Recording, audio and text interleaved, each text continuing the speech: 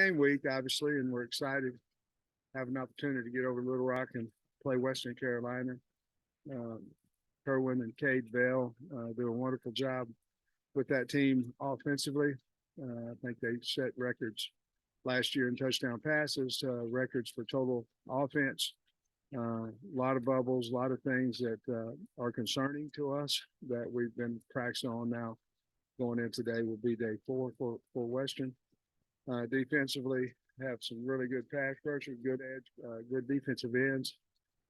Guys in the back who can run. Offensively, I forgot to mention their wideouts and their running back. Very, very explosive guys.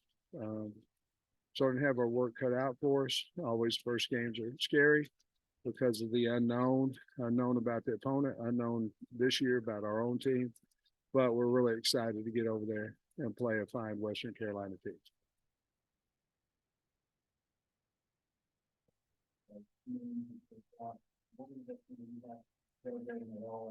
No, no, I'm not worried about tailgate. I can tell you that. That's going to make people mad, but I don't care. Right? We're trying to do what's best for our team, what's best for the fans. We're trying to. I would imagine tailgating if you're 3 hours before at 9 o'clock when it's maybe 80 something degrees versus 96 or 95 or whatever it would be if you started at noon. I would think it'd be better for the fans. Greg, we played 5 of our first 8 games on the road. And so when the heat came out, there was a decision to make whether you're going to move it forward or move it backwards. Well, moving it backwards, if it starts at 6 or 7, you're going to get the team home at 1:30 or 2:30 in the morning versus 7:30. Um, we don't have a break till after week 8. Obviously, you guys know we have a 4 game spread there on the road, um, and 5 of our first 8. It just made no sense to me to move it back and get our kids back here at 1:32, 2:30 in the morning for a game where we could move it up. Tailgating should be cooler. The game should be cooler. And as you well know, if the game starts at 6, you're out there at 4 o'clock, and it's 96 degrees out there for tailgaters, pregame, hog walk, all those things. I just thought it was the smartest thing for us. Once the heat became a factor to move it up for the safety of our kids and for our fans. I wonder if you could comment on the captain selection.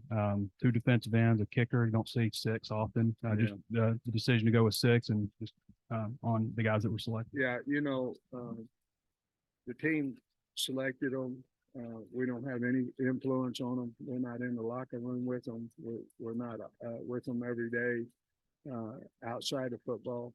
The weight room, how they work, the accountability. So there was a few that were certainly uh, high in votes, uh, a couple. And then the rest of the guys were all about the same. And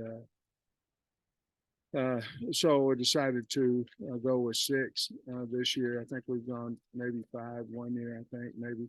And but it was so close that I didn't want to have to be the guy who made the decision on one vote here or there, whether you couldn't become a captain or not. So we decided to go with 6. I thought it was really good. We have good leadership on our team, and that was basically because of the voting. That's why we decided, because of closeness of the votes. That's why I decided to go ahead and go with 6. Pleased with how everything went in the mock game on Friday. Yeah, I was, and it's really just a substitution, and then obviously how we do Fridays and Saturdays. I thought it went well. We caught balls. We had a 10-minute period of pat and go with both DBs, linebackers, and then of course a wide all skill position. And then we stayed and caught kicks and punts. And well, we kicked live. We did not cover live, but we did kick live kickoffs, punts, and things during that time as well. We punted the ball really well, kicked off, field goals, kicked well. So I was really pleased with what we got accomplished. Yes. And, a lot of oars here with the starters on the depth chart. Maybe could you just walk through some of that, or you feel okay with all that? I do. I mean, because in all honesty, we really don't know who's going to run out with the ones. If they're we know they're going to play a lot of ball for us. But um, in all honesty, we haven't decided who's going to run out there. Now we've decided what positions and all that, but there's a few of them that either via injury, are they going to be back in time for Saturday's game? Maybe it is, with moving some kids, like Snacks has moved from Hog to Corn into, where Jaden Johnson and Hudson Clark are. Very, very close battle right there. So we really don't know today exactly in some of those positions who we're going to run out there with the ones yet.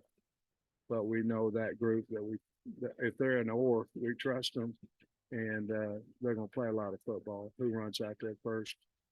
Probably in most cases has been decided, if not. In a year becoming a head coach here, you had three things happen: COVID, transfer portal, NIL, all hit.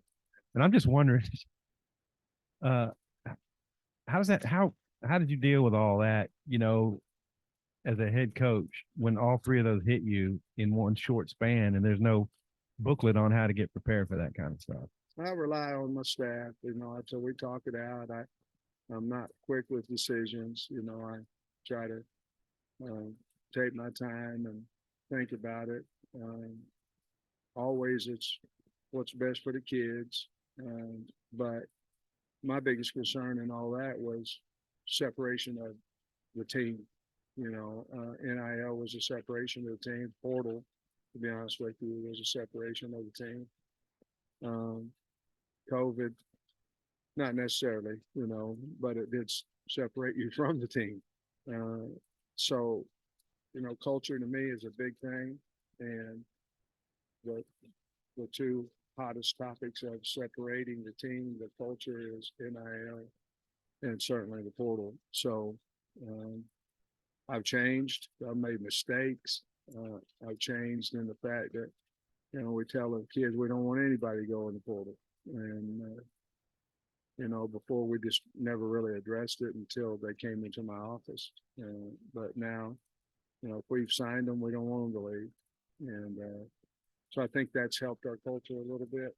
The NIL is certainly something that, if somebody making this much money and somebody else isn't, certainly there's a possibility of separation. But we don't seem to have too big of a problem with it right now. Your transfer portal numbers going into the season and how you felt like you really hit on transfer portal guys. Do you have any worries that when you add that many, that there could be issues in the locker room or just anything like that when you're dealing with that many? Yeah, I do, except for at our place, they have to earn everything they get. They're just a part of the team, and they're like everybody else. So, again, I think not that Jaden Hazelwood didn't deserve to start for us. He didn't earn the right to start the first day of spring practice. He made a mistake.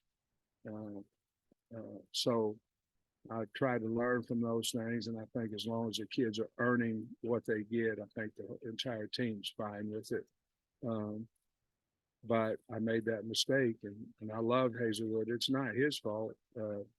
We put him with the ones the first day, and that was a mistake. Coach, I saw where Chris Paul and Jaheim Thomas are as ordeal. Is that one reason because Chris has missed so much time with the injury? Yeah, he's been hurt. It could be, in all honesty, it could be Thomas and Crook out there, when we run out there. Oh, excuse me, Thomas and Pooh. I just don't know for sure who will run out there first, but those three will play a lot of ball for us on Saturday. Compared Rocket and KJ to Alex and Brandon, but does this team, other than maybe the experience of the offensive line, remind you a lot of that 2015 team? Well, we had good wideouts then, and I think we're pretty good there. Had backs. Yeah, I guess if you looking at it offensively, I do think I walked by a huddle. You know what a huddle is. Nobody does anymore, but it's where they, 11 guys get around, they talk. I think 7 or 9, I can't remember, that were in that huddle. It's a picture of that team, 15 team, played in the NFL. I'm not talking about scout team. I'm talking about they got on an active roster, pretty dang good. And probably reasonably pretty good, offensively. I don't know if it's 13, 14, 15. I'm going to say it was 15, the pitcher. I think it was because Denver was in there. So, but yeah, I think if you look at it that way, they played well together. That group played really well together. Hopefully, our team will do the same. Did you thought just getting a good workout the last week or so? I know you're happy about that. Say again. Did you box is getting a good workout Oh, lately? man. I know you're happy about that. Yeah, be happy. Yeah, I can't. I don't know what to say, but yeah, it's been a good few days there. Coach, do you have an update on Jaden Wilson, and how confident are you that he might be able to play on Saturday? I'm confident he'll play. He's healing up. I'm confident he'll play. Greer wasn't on the depth chart. Is that a matter of his status? Like, is he not gonna be Yeah, able to play? it's a matter of if is he going to be healthy enough to play. He did practice on Saturday, not necessarily physically, but he was out there in some 7-on-7 doing some things. So we'll see how he comes around today, tomorrow. You got to get going, and it's not his fault. But I mean, if he gets healthy, obviously he'll have some type of role on Saturday. But we just don't know yet right now whether he'll be healthy enough to play or not. The determining factor will be, deciding between Chambly and Manuel run out there first. Dev had that spot. He just he's been beat up just a little bit. We haven't got him quite back to full speed. It just depends, I think, on how long it goes before he can go full speed. If it gets to midweek, I don't think there is a decision. I think Chambly's earned that right. If it's today and things like that, we'll just see who plays better over the next few days. Hi, Coach. I'm wondering if you've reflected at all on what your personal goals are for this year and the season as a whole. Well, I want to play our best ball. There's some things that are concerning. It's how we played against non-logo schools, and I put us in that too. Whenever we start talking about the LSU's and the Alabamas and all that, we kind of obviously we love the Razorback, but the guys that are in the top 10 every year in recruiting. So we haven't played well. We didn't play well against Missouri State last year. Obviously, Liberty. Even 2 years ago, Georgia Southern. I think they had us on the ropes out here until we woke up a little bit. Rice, not Georgia Southern necessarily, but Rice. So that's a concern. We talk a lot about we're not playing opponents. We're trying to play our best ball, and we've got to get back to that physicality and playing our hearts out every week, whomever we play.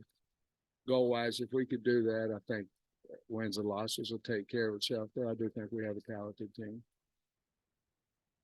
Sam noticed Isaiah was the #1 returner and kick returner.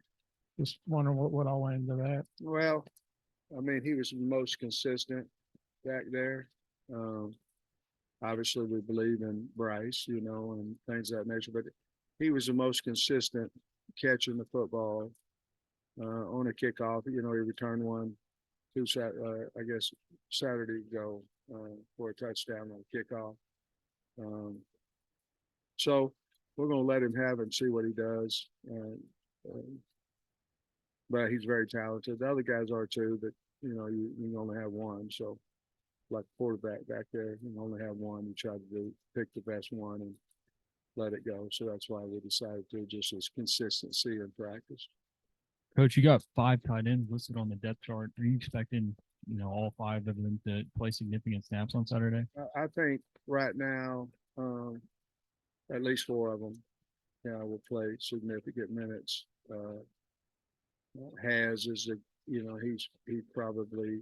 number one on that list. And then the other guys are really good players. They exceed in different things. Probably has right now. It's probably the most, run, catching and blocking, probably the most consistent there. But we believe in, 4 or 5 of them. I expect them to play. Playing on Friday, you flying down and you're planning on coming back? No, we're busing down and back, especially with the game being moved up, we could get back by maybe 7:30, which would be a good time. Again, I'm concerned about, 8 games in a row. And I tell you this too, you may or may not think about this, but you do if you go out to practice every day. This air conditioning getting fixed in the indoor was huge. I mean, huge, because you get into week 5 and it's hot, and you've just played a pretty brutal schedule. You're going through it, and I remember when we won 9 games, we had to cut some reps and different things like that. And I don't think that's really good for anybody. We had to do it because of the heat. So hope that answers your question. Finalized what the coordinator's gonna be. They are, both of them. Yeah. What have you learned from openers that maybe you, I don't know, didn't expect, or something Yeah. to change your The mindset? faster something you gotta watch start, out the first year, I just tried to figure out how to use the headset, to be honest with you. I wore it at practice, but I mean, I was so nervous, man. The year we played Georgia, I was over there, and hey, you guys here? Are you on? Are you on? Oh, you're on defense. Oh, I was trying to get the offense and stuff. And no, I make light about it, but everything when you first get started is so brand new, and you're concerned about, penalties and do you take it, do you not, 2 minute, all those type things. And as you practice it more and you do it more, you become hopefully a little better at it. But yeah, I've learned a lot of those type things, and it takes the stress out of it a little bit now. I feel a little bit more confident about everything. And you referenced Kerwin Bell at the top. Have y'all crossed paths? Do you know him much or anything? I know of him, Yeah. because of his career, playing, everything. And but you throw on the tape now, they're scary on offense, and they got a really good defense as well. I don't mean to slight that, but offensively, they've set records, and I like to throw that bubble, and I can run that stretch play, and they're good at it. Is it important to get outside this week? Because I think you ran all last week. We were until Friday night, and Saturday we got out. We're gonna be out all week, probably until Thursday. We'll probably go in Thursday. But other than that, I think with the weather how it's been, I think we can get outside. We need to. They're veteran returning guys, and have they added a lot through the portal too? From what I understand, I think they've added about 6 in the portal, a couple of D tackles. I think they're from Akron. There's a kid named Micah Nelson. He's a boundary end. That's a really good player. He's number 9. He's a really good player. They got a nickel. That's a good player. Defensively, they've got a couple of. They got a free safety that's returning. They got 6 starters coming on defense and 6 on offense. Offensively, they're talented at the skill. Like I talked about, the running back. 9 played. I don't know, maybe the last 8 or 9 games last year for them. They had another guy, and he got hurt, I believe, but then 9 came in, and I think they won their last 3 games, all really close games, did a good job in 2 minutes. And then they're pretty big on the O-line. They probably average about 305 on the O-line. And so 2 tight ends. One of them they use a little bit more for blocking. The other 11 they use for catching. But, yeah. Really good team. Got a good field goal kicker, and yeah, good football team. Sam, I know you can't talk specifics with recruiting, but the last 2 guys you've landed are really, really young kids. Yeah. Do you think that's going to maybe become more of a trend with recruiting younger guys, or is it kind of a situational type thing with recruits? I don't really know.